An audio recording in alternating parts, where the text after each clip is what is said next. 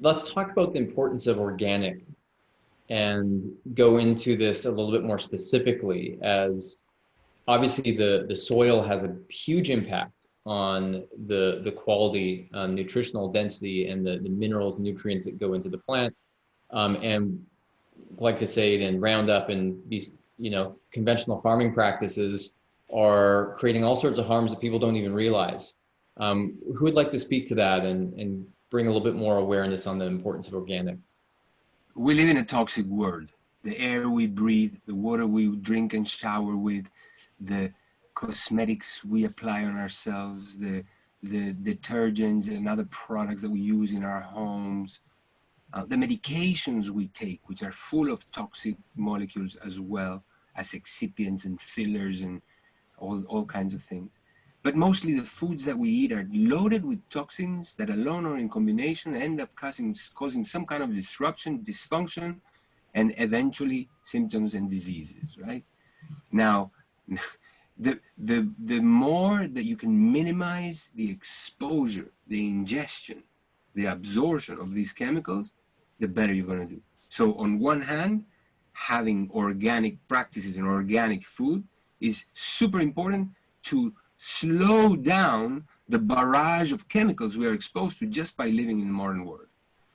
But the second thing is that just as you benefit from that toxic-free food, the planet benefits as well, because to plant them, you need soil full of microorganisms and biodiversity. So that soil is benefiting the planet just like the food is benefiting your body. Wonderful. That nails it. Indeed. So let's go into what I know a lot of people are asking, which is what supplements to take. What are your top recommendations, especially in times where people are fearful about immunity and getting sick? What can people be doing? What supplements can they be taking to ensure they boost their immunity? So just let me get started, and then I'll pass it on, which is this. There's a spectrum of specificity of supplements that you can determine for yourself. And it starts by, at the end of the spectrum is just guessing. And guessing what are the supplements that most people are missing, and therefore you're probably missing too. Like, for example, there's big ones. Most people are deficient in vitamin D. Most people are deficient in magnesium. Most people are deficient in selenium. Most people are deficient in, there's a bunch of nutrients that we know, of nutrients that we know a lot of people are deficient in. So if you have to guess, then those are the most educated and best guesses that will cover your gap, right? But then there's the other extreme, in which you can do blood test, urine test, hair test, DNA test, and you can really, at this time in science, really pinpoint all your deficiencies and how they affect the different systems, right? We have these very sophisticated tests in America, and then there's everything in the middle. Beautiful. As you said, I believe the same way. There is like a generic recommendation of supplements, and there is very specific recommendation of supplements, which is exactly what you said.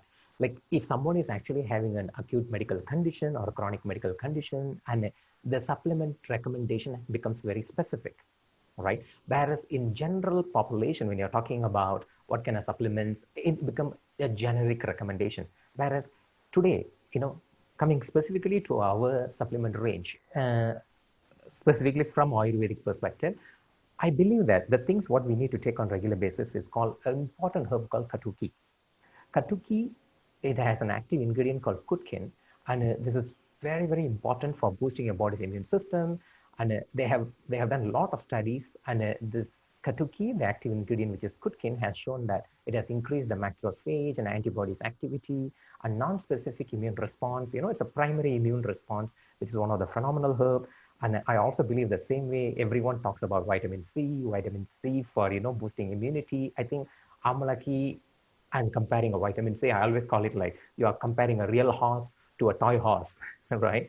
So when you take amalaki, it's just so specific and so phenomenal in building your body's immunity, and it does a lot of different aspects to it. And primarily tulsi, which is holy basil, and tulsi is also one of the very specific herb in building immunity because it actually does something called immunomodulation. Like your immune system, you don't want to be too low or you don't want to be too aggressive. So modulating immunity is what primarily we are focusing on.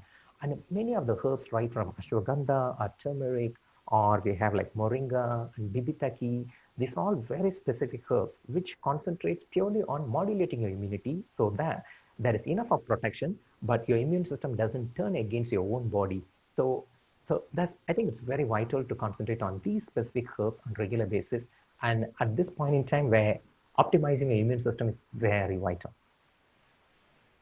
Gentlemen, I agree with you completely. There's so much to be said about the generic application, what could be good for most people, and then what you can do specifically.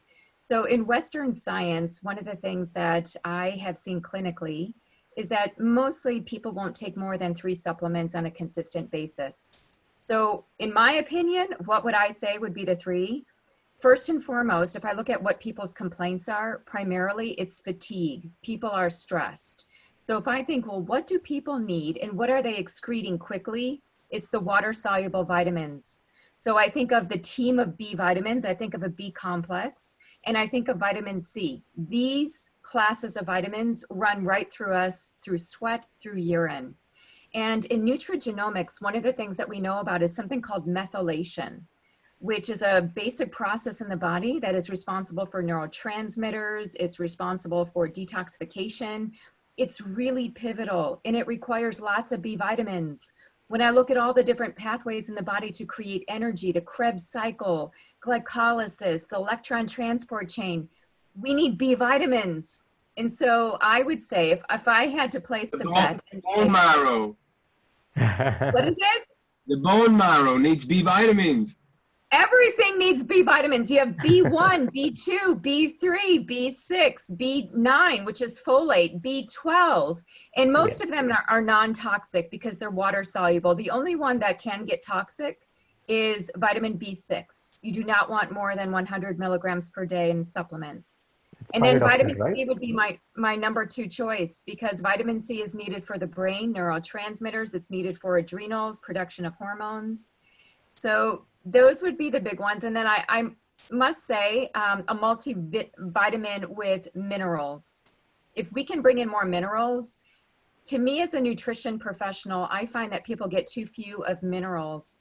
I'll just give you one quick case study. My husband, his hair started to turn gray and he's at the age where that can happen. And I said to him, I said, you need to start taking minerals.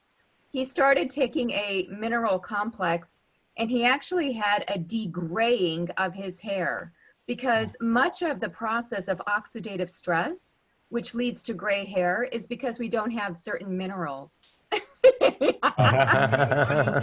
yes, I don't have that problem. It may not happen for everybody, but all I can say is I take it every day. I don't have gray hair.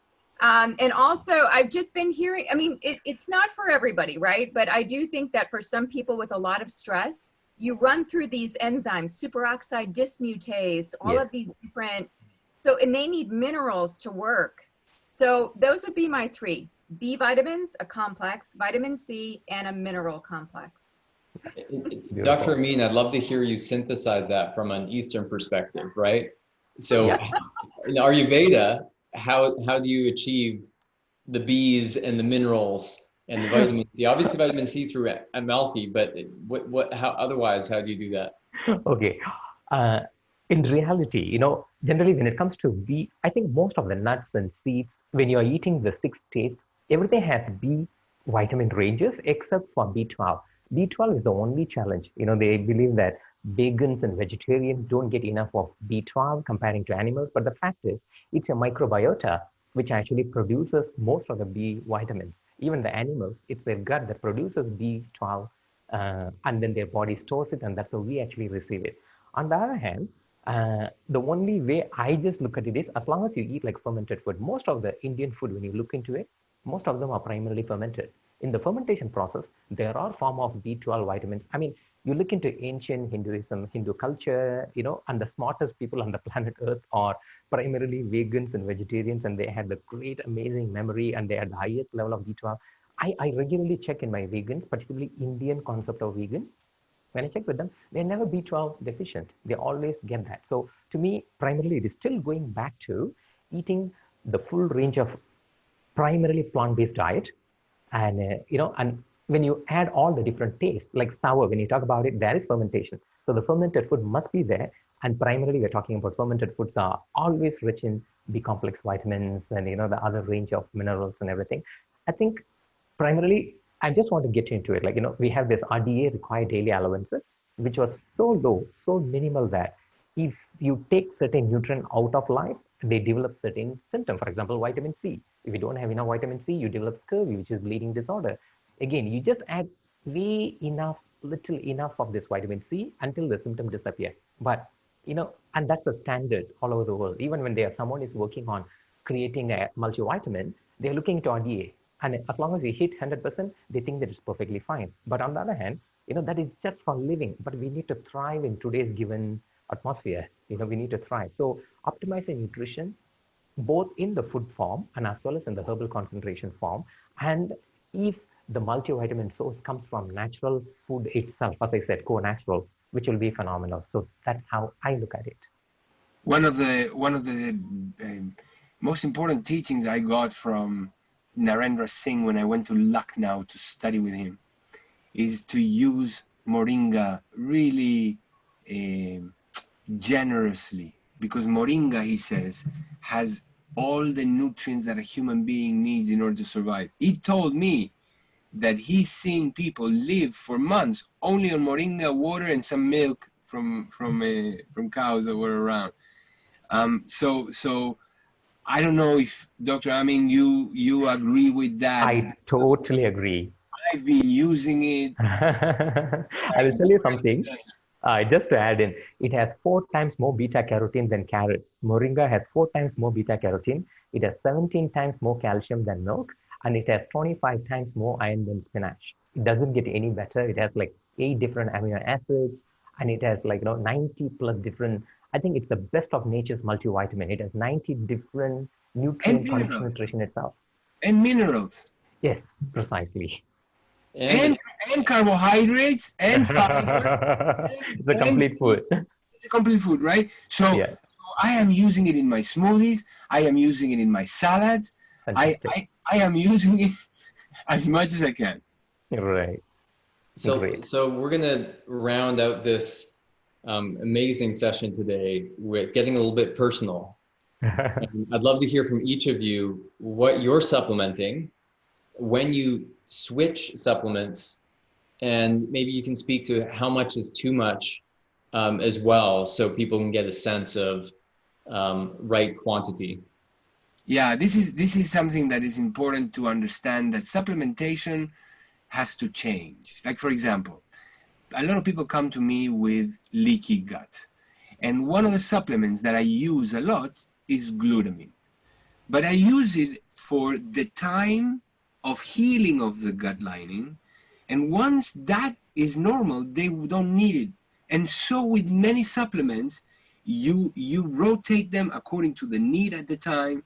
Then once that need is over, then another need appears. So rotating the supplementation is important. And you can do it again in that spectrum, just by guessing and feeling and kind of understanding your body, or by testing to the ultimate degree where you know exactly the atoms that you need.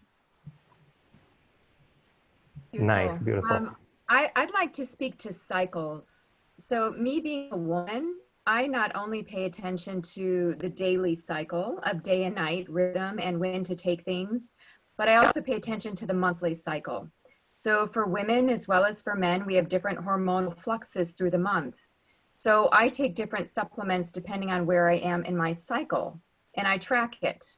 So there's even science to show that antioxidants will flux through the month, and they coincide with progesterone and estrogen.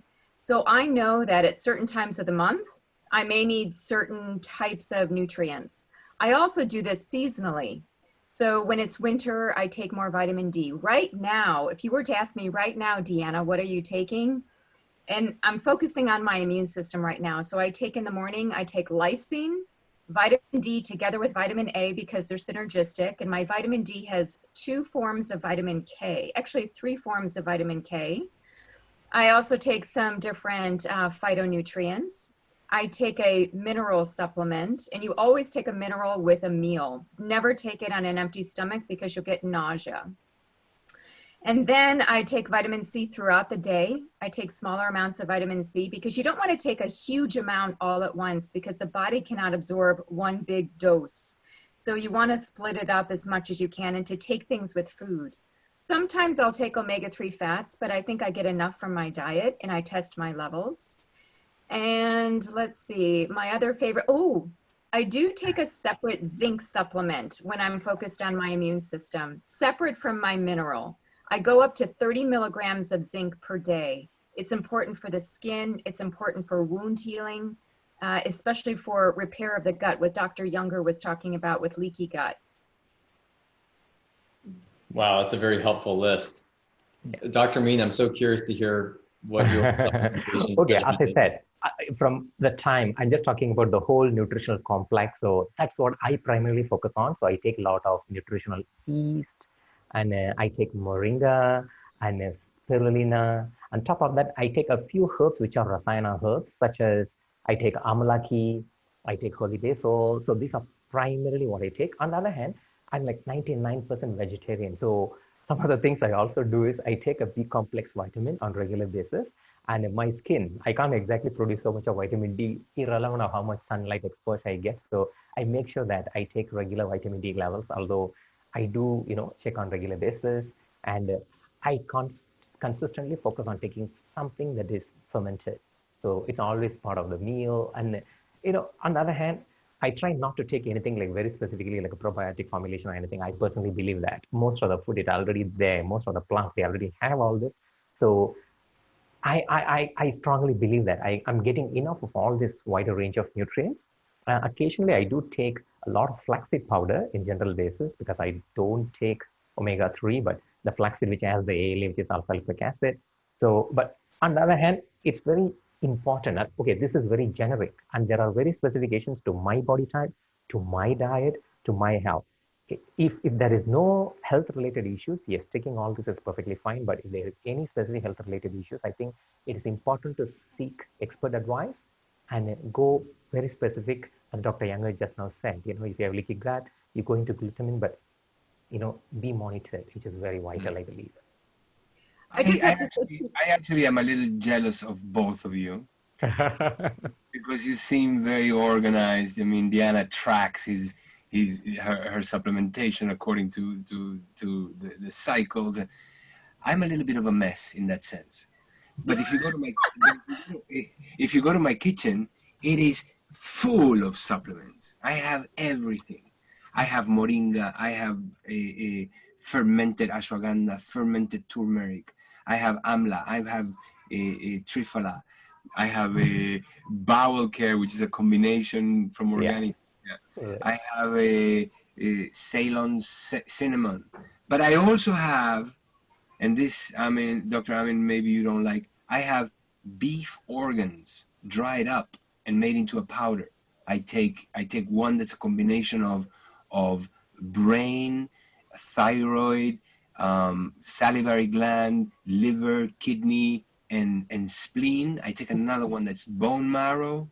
Right. Dr. Junger, I think you have evolved from medicine perspective.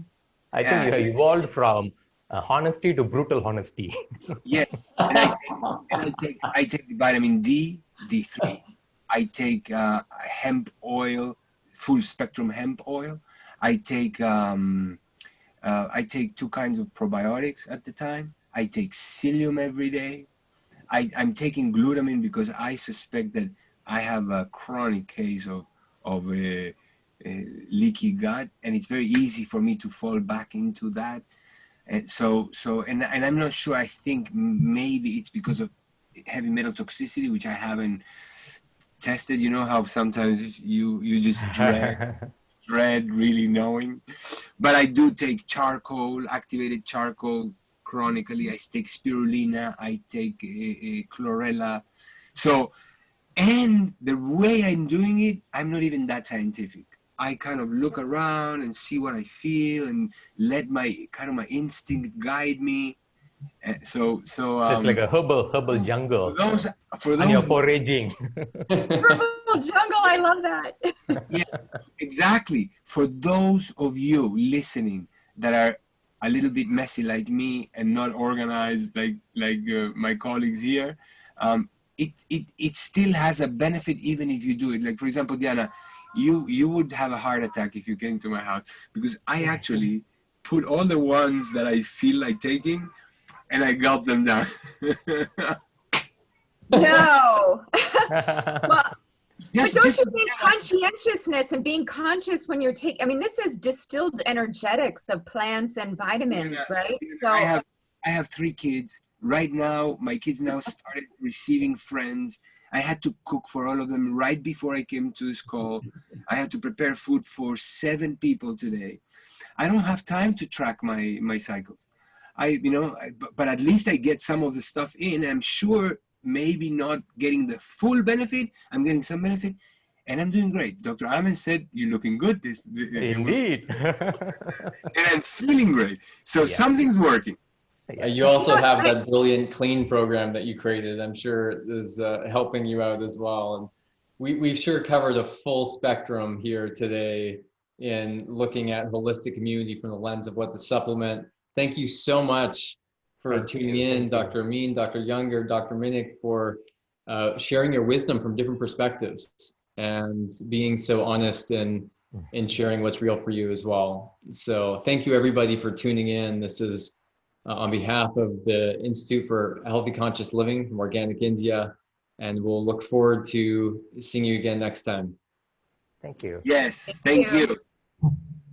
Thank you. And next time we'll be exploring lifestyle in terms of holistic immunity and a deeper look into your sleep patterns and different aspects of your lifestyle that really impact your immune system as well.